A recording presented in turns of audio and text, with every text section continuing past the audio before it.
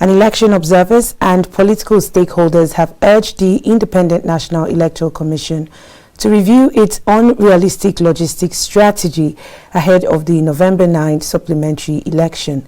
Professor Sam Amadi and other observers made this demand at a press conference on Monday in Abuja while briefing newsmen on the major issues that played out during the Anambra governorship election on Saturday. Benedict Uku completes the story. The inconclusive and supplementary election, which was declared to hold on Tuesday, together with some security threats in some local governments in Anambra State, has continued to generate dialogue and debates amongst political stakeholders as a press conference was held in Abuja.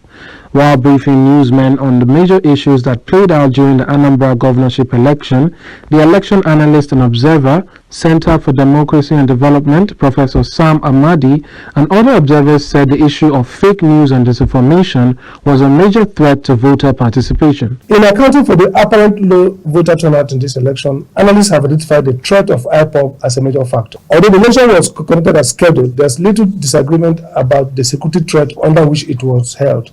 CD believes that the failure to conclude the election as scheduled has adverse implications on perception of the credibility of the electoral outcome. Perception. Therefore, INEC must do everything within its power to avoid a repeat. CDP calls on INEC, political parties, and security agencies to ensure that the supplementary election initially fixed for November 9 is conducted with the utmost adherence to rules and regulations and with the best good faith. We call on the federal government to take urgent measures to address worsening insecurity across the country to ensure that the 2023 elections are not undermined. We urge INEC to improve the pace of transmission of results to the IRF to assure stakeholders of the integrity of the process and the result. Dr. Planksat Dayul on his part revealed that slow uploading of election results, hitches with the bimodal voter accreditation system, and the late arrival of election materials calls for a review of INEC's current logistics template. In terms of electronic transmission of results, even though it's slow, but I think up to more than 50% of the results were transmitted, though a bit lower compared to that of Edo and Ondo.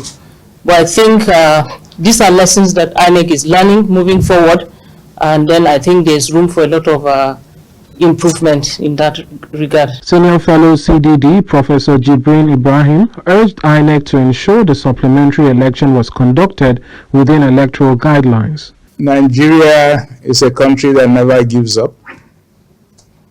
Elders intervened, threats were withdrawn, tensions calmed down, and the elections took place largely. The second important point about the election is that it was marked by a number of technical hitches concerning the new technology BVAS that has been introduced.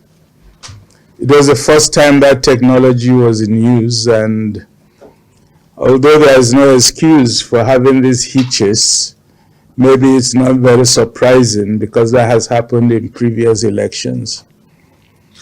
Our message to INEC is that you have to improve your technical capacities and skills. We cannot at each time we introduce a new technology continue to have these hitches. The Anambra election has demonstrated how challenging conducting elections in a fragile security context can be. Election observers, political stakeholders have urged the Independent National Electoral Commission to review its unrealistic logistics strategies.